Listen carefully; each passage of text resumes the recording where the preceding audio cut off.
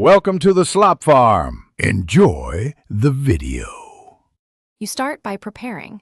Back up your data because you will change system settings. Once done, enable developer options and turn on USB debugging on the device.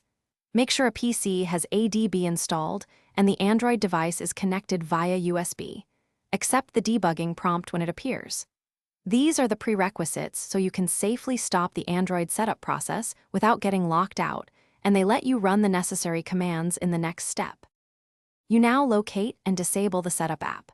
Once connected via ADB, list packages and identify the setup or provisioning package name. Next, run a force stop and disable command for the package so the wizard cannot auto-launch. Then clear its data to remove stored state. Make sure to target the correct user, usually user 0. These commands prevent the setup activity from running, but you still have the option to re-enable later if needed.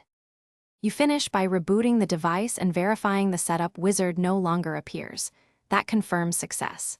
If you must restore the original behavior, re-enable the package with ADB. If the device becomes unstable or the setup persists, boot into safe mode to isolate third-party interference or perform a controlled factory reset after backing up. Troubleshooting tip. If ADB commands fail, confirm USB debugging is accepted. The PC has correct. Thanks for watching. Consider subscribing if we helped you today.